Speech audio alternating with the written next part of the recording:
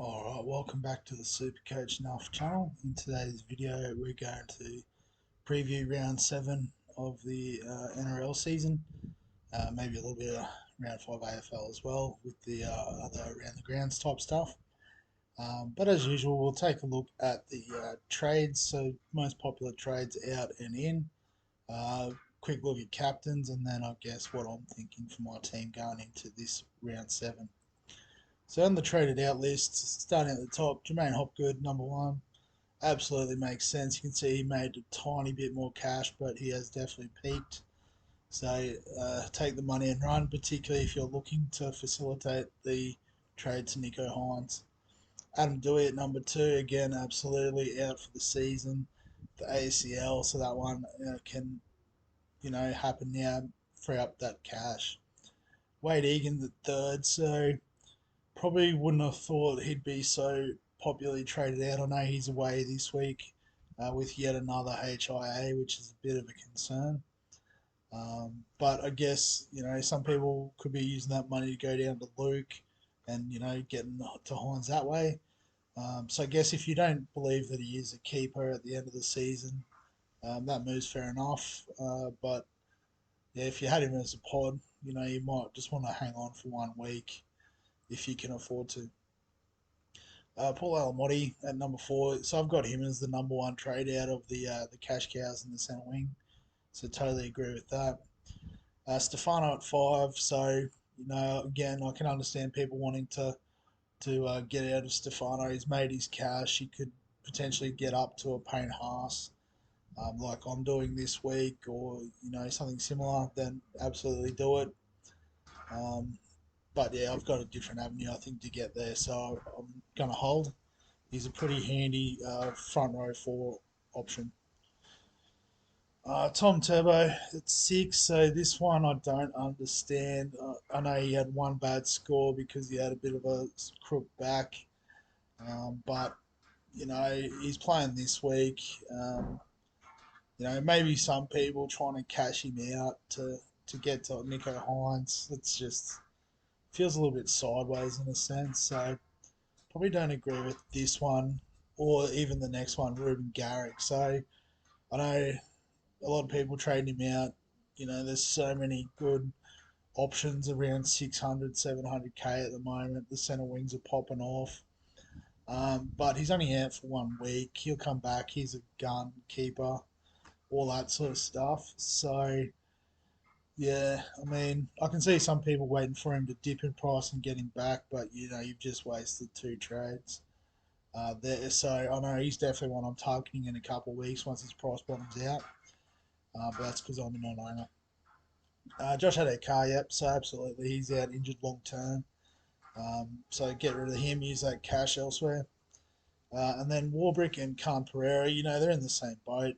So if you haven't got Alamotti, you probably downgrade Warbrick next, and I guess you could downgrade Khan Pereira. Khan Pereira definitely has one more price bump in him. Warbrick, it's dependent on if he can get another try, another big game to spike his cash generation again. So on to the trade-ins, and I guess no prizes for guessing number one. Nico Hines, absolutely get him in. I wouldn't say break the bank to get him in, but you know do as much as you can to make it happen. Sonny Luke at number two, so a lot of people downgrading Wade Egan, or I know in my case Brandon Smith is going to go this week. So I think yeah he looks really good as a bit of a cash cow in the hooker position. Excuse me.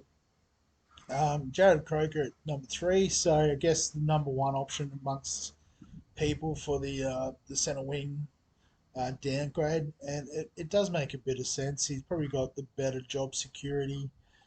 He kicks goals, so it means if Canberra's playing well, he's going to get some bonus points off the back of that. Um, it's just how long he's in the team when Rapana and Savage comes back. It's a bit of a question mark. So I'm just going to sit and wait for another week, which he certainly can. He's only played one game, so his price isn't going anywhere, and I can just assess it a bit further. And I've got some other downgrade options that I'm looking at. Cody Walker, so number four. So I guess if you're swapping him for Dewey, that makes absolute sense. I guess same thing with number five there, Cam Munster. So either of those picks are fine. Obviously, Cody Walker is a bit of a cash grab, and it could be potentially your second option there at 5'8". But obviously, Munster's number one. He's the one you want to be on, I think, at the end of the season, if you had to pick just one. Charles Nickel Clock started at 6, so yeah, if you haven't got him in, get him in. He's a gun. He's severely underpriced, and even though he's made 130k, his price will continue to move upwards quite rapidly. Tom Gilbert at 7. This is an interesting one. Um, Maybe people going for a bit of a pod front row option, upgrading Stefano perhaps. Um, yeah, I can see that as an option, but I'd be on the assumption you've already got Hines, Nathan Cleary there as well, probably Payne Haas as well in the front row. You'd want to make sure you've locked those big three down, and then you can probably do a move like that. So speaking of which, Nathan Cleary at 8.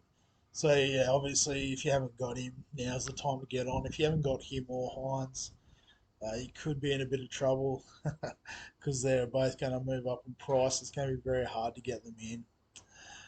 Jermaine Azarko at 9 and the Hammer at 10. So yeah, I can understand these moves. Obviously they've got money to make, even though they've already made a heap. Um, I've traded out the Hammer, so it's one where I want to trade him in, but it's sort of yeah, I think it's more of an ego thing at the moment. Probably the same thing with Zarko. Always sort of didn't rate him as a player, but he's proven me wrong this year. So probably not something I'm looking to do straight away. But if you've got the luxury of doing so, why not? All right. So captains, get to captain's choice. Well, we'll go with all of them first, and then we might have a look at the top 10% or so. So Nathan Cleary, I think he's the obvious choice against Newcastle. He's in form. Uh, yeah, absolutely. Why not? Obviously, Nico Hines has the slightly tougher fixture against the Roosters um, on paper, but that could be a good shout. A lot of people going Reece Walsh against the Titans. So I would have thought a bit of a pot option, but he does play later in the round, which is a nice little banker, I suppose, if you've got the VC on a Hines or Cleary, perhaps. Tommy Turbo, yeah, he's always in the conversation. I think same thing with Payne Haas. A few people straight seeing Latrell against the Dolphins. That's interesting. Um, yeah, whether he can back up his big game from last week remains to be seen. Harry Grant's always a popular option, and Munster's a fair shout too. And then wrapping out the top 10, Tedesco and Greg Marzu. That's an interesting one. A few people showing the faith in the big fella. Who's the next one there? Cam Murray. Yep, fair enough. Zarko. Why not have a throw at the stumps? I guess if we go into, like, say, the top 10, so the people that are doing quite well. So again, you can see there's more of a concentration of Cleary as captain, which is interesting. I just realised I didn't do the VCs. Let's have a look who they've got with VC. So Harry Grant, that's interesting. Guess they play early in the round and you can bank a solid captaincy score. Um, yeah, Tom Turbo, Reece Walsh, that's fair too. What about the very top 1%?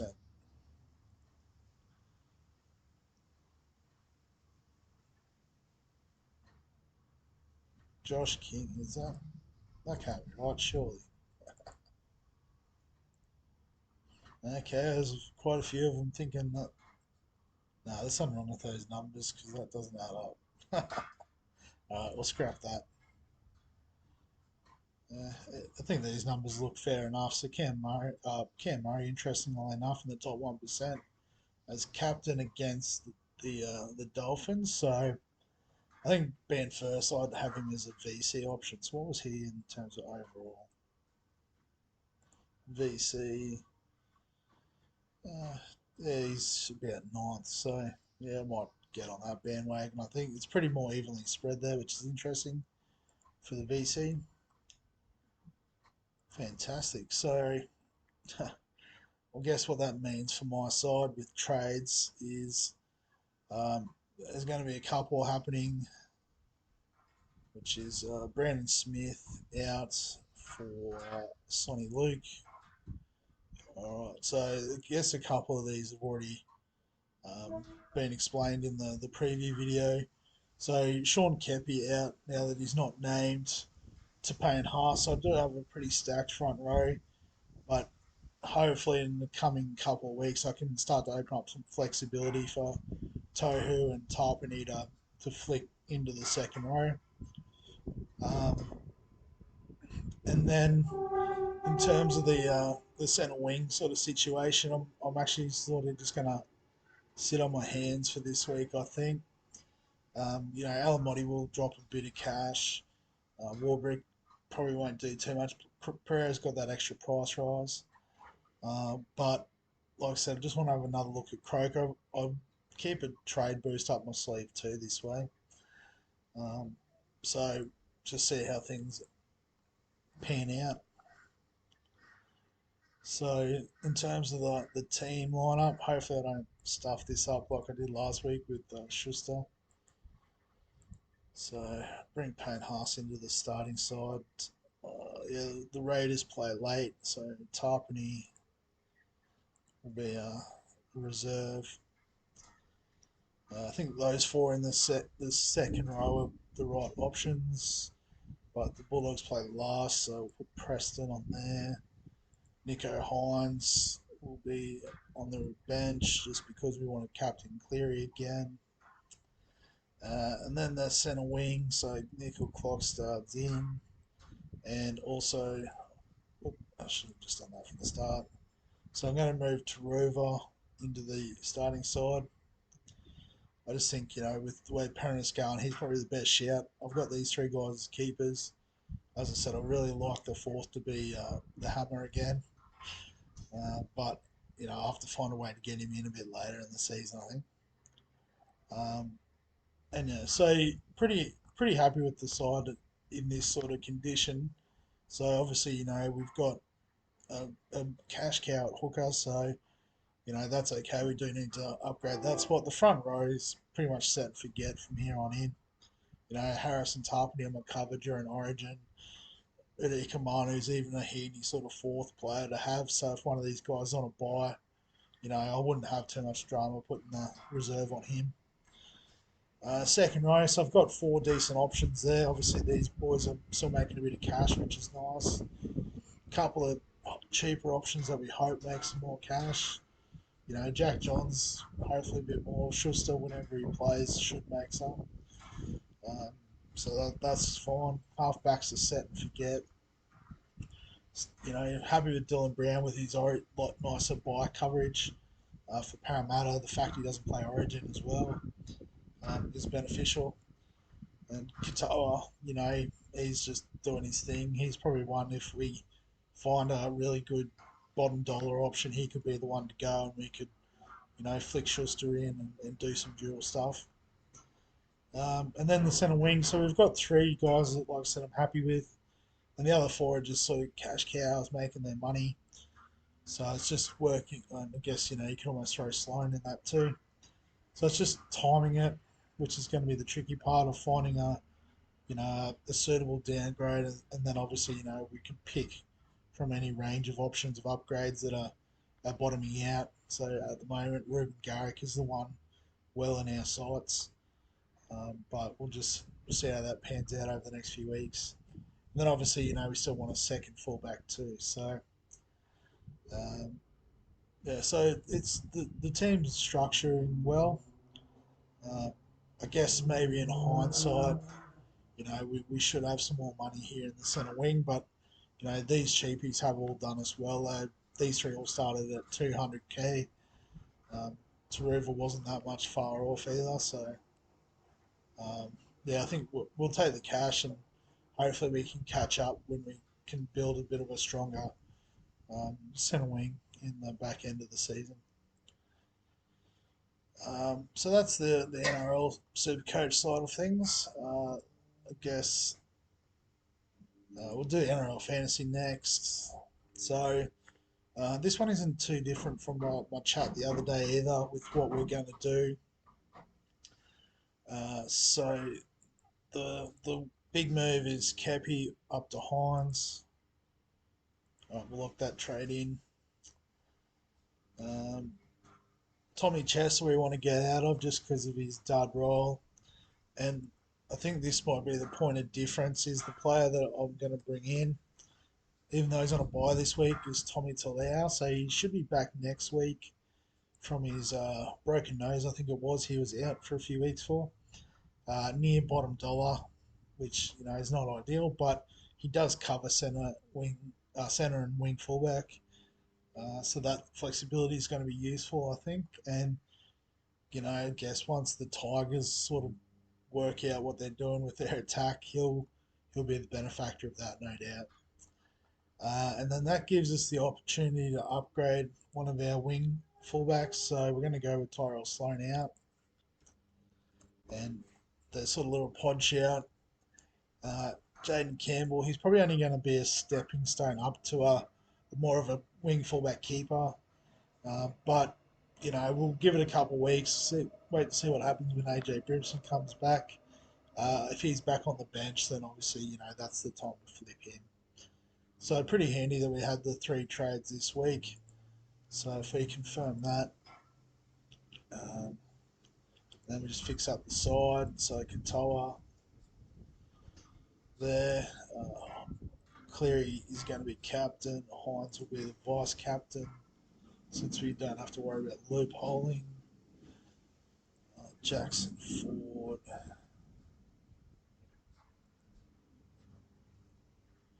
So I guess even though these guys have a bit more positional flexibility, putting them into the starting team. Sorry, the washing machine's going mental in the background. Just because they're the ones we actually want to take the points from. So then it's just a question of Khan Pereira or Warbrick, and I'd probably back in Warbrick, to be honest. Um, so then obviously Cook's permanent interchange 1. Sonny and Luke, we've got to get up there.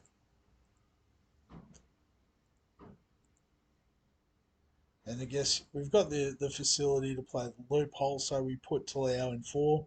And then we just got to work out these other positions. So, um, yeah, so I guess I'm thinking maybe Pezzett will be the best one to sort of use in this position. Actually, I'll just substitute him around. Um, and then, it's just who we think is going to be or I guess, the other 2 spots out of these 4. So, what's the matchups like? I can't even remember. So, Newcastle against Penrith. So, Johns could have to do some defensive work, so we might just leave him. Katoa against Souths. Alamotti against the Eels. Maybe.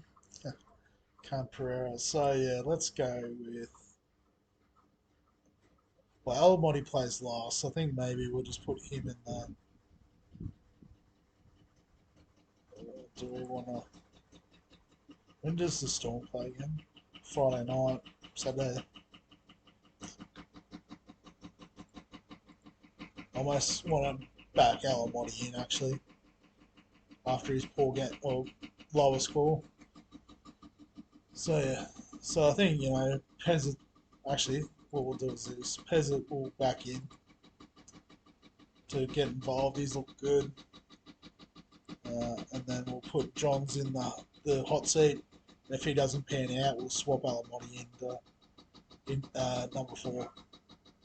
Yeah, cool. I'm happy with that. Alright, so apologies if the audio is not great. The washing machines make a lot of noise, unfortunately. Um, so just quick one on Sports Deck. Not getting many views on these videos. This one might not last too much longer, but it is the one I'm doing best in. So Sonny Luke to Smith, familiar trade. Tommy Talau, he's cheap in this format too, so I'm going to trade out Nick Meaney, just with the view that Pappenhausen's coming back soon. And that allowed me to actually trade Pele to Max King. So what that leaves us with is that we've got Udi Kamano as a decent front row three. Isaac, he might become a dead rookie soon. That's fine. We can use him as a loophole. Still got solid second row halves and, enough depth in the backs. We'll start looking at cashing out these guys in the coming weeks. So I guess on to the Bulldog project. All right, and with the world's worst edit jump cut, we're into the Bulldog project. So this one hasn't really changed too much either, in the sense that Reynolds out for Nico Hines. Pick up a bit. It's pretty wild to think he's played 2 games and is ranked 11th in halfbacks, and there's 17 teams in the league. Like Lachlan Ilias has played all 6 games, still on less points. So we got him in. We need to make 36k. So we're going to get out of Jay Cavarillo.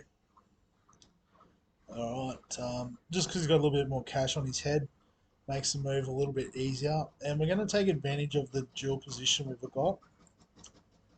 Move Lemuelu into the second row. And just take a little cash grab out of Jacob Hayes. So he's named on the edge. Jai Arrow's back, named in the front row. They do have a big bench, which suggests that he might not make the 80 minutes, but he's got that 80 in his rolling average for the next couple of weeks. So he should make a bit of cash and give us an opportunity to make some moves down the track. So, and again, probably a bit better than the other options at centre wing, I believe, at the moment. We've already got Tom Eisenhuth, who was probably my #1 pick. So, yeah, again, just having a second look at Croker. So, yeah, we've gone that way. Alright, and with another terrible jump cut, we'll have a look at the AFL SuperCoach. Alright, so after all the craziness, I think we're back to some sort of order. So just quickly run through the AFL SuperCoach side going into round 5 of the season, so the gather round over in Adelaide. Pretty interesting. I saw they were talking about wanting to move a couple of games back to Melbourne just because they thought they could get bigger crowds, which I thought was pretty funny. The whole point of gather round is to have all the teams in one place. But I guess Victorians being Victorians want the best of both worlds. So I guess since the team update, Sam Doherty's been confirmed out with a knee injury, so perhaps that was the reason why his scoring wasn't going too great. Will Day apparently is suspended for 2 weeks, but is appealing, and don't really know what's going on there. Jared Witts could be out, bit of soreness still, so it's a bit iffy.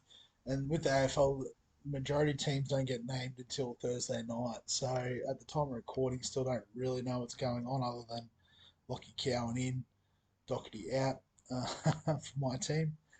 But I guess that does impact the trades a little bit. So I think still Doherty out to Dawson in. I know some people have been suggesting to go with someone like he's probably a fair way down the list, isn't he? Tommy Stewart. He's a bit cheaper. Let's have a look where he is. Stewart. Yeah, so he's saving about 40k. I think he's got a similar break even. But the fact is, Dawson's moved into the midfield, and I think anytime you get that sort of out of position player, so whether it's a forward playing in defence like Sheasel and Zeeble, or forward playing in midfield like these three at the top, or in this case we're getting a defender that's playing in the midfield. I think you've got to take that as soon as you can. So we are paying above 600, which isn't ideal. But he's not going to be any cheaper anytime soon. So we've got to cop that. I think the other one you've got to cop is Tim English. And so originally the plan was to upgrade Rowan Marshall. But We can do wits to English, so I'll just go get rid of the filter. Wits to English. So I had it confused. I thought these two were on the same buy, which is why I was a bit hesitant. But as it turns out, it was Sean Darcy that had the same buy as Marshall. He was the one I was thinking of from earlier in the season. So this still works really well. There's even a possibility with, I think Ryan Marshall has the first buy in round 12 or thereabouts. So he could become Jared Witts again once he sorts out this little niggling injury that's going on. And so then this also helps because we don't need to make as much money, so we can still do the sort of third desired trade of getting Lockie Jones out of here, shuffling Jinby up. Okay, Dunkley, doesn't really matter. And then we can bring in Samson Ryan. So obviously we're missing out again on another bottom dollar rookie. We're a little bit out of kilter with the upgrades, but I guess depending on how he goes next week, he could be a little downgrade option. Van Ruin still. Um, yeah, I mean, looking at the other options, there's nothing too great up ahead. Maybe Ned Moore might be an interesting one. If Witts is out and he plays his second game, this is the time we might then think about, if we need to downgrade, he could become a handy little loophole option there on the bench. So those are the trades. Excuse me. Um, so with Will Day out, what we can do is we can use the loophole with Cowan. I guess the only sort of spoiler to this potential plan is if Jinby is out. He could be rested, is the word. Like, obviously, the 40 wasn't his best score. I think it was his worst score. There's a suggestion he might be a bit tired. Um, so, I mean, we might have to play Cowan, which isn't the worst in the world. But with Will Day out, it does sort of free up some more opportunity for Warple and McKenzie. So, we'll have both of them in the side this week. Slap the emergency on Baker. You know, English and Marshall, that's solid with Radaglia backing up. And then, it's just whether we go with Chandler or Ryan. I think it comes down to if Ryan is named as the ruck one for Richmond on field, we'll take the punt with him. If not, we'll go Chandler. I don't think we really have a loopholing option there anyway. Well, we don't because Fergus Green is playing. I'm 99% sure. So, yeah, that's all right. I mean, really, we could even play Radaglia at F6 this week. Um, that's probably the one position I'm not set on at the moment. But yeah, I guess once teams are named, we can make a final decision. But just having a quick look see.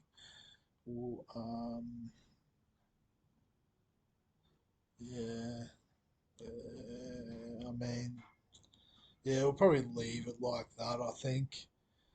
Um, Ryan plays. Yeah, I can't use the emergency loophole. Actually, Geelong against the Eagles might not be a lot of ball in defence for Radaglia to get after. Okay, so yeah, it's a sort of four-way go between these guys. Um, so yeah, those of you that are more AFL inclined, let me know what you think. But then VCC is going to be the same plan. VC Dawson, if he goes off again against Carlton, we'll take it. If not, I'll back English in to do the business against Port Adelaide. All right, so that's all the teams and how they're sitting going into, well, mostly round 7 of the NRL. Like I said, if you have a comment on this or any of the other sides or things that you'd do differently, things I might have missed, let me know in the comments. Like the video if you're enjoying sort of seeing everything all in the one go. Um, I know, sort of struggling to get through so many videos on a weekly basis, but just trying to work out which ones are good, which ones are, not as enjoyable to watch. And then we'll pare it down going forward, no doubt. But other than that, thanks very much for watching, and I'll catch you in the next one.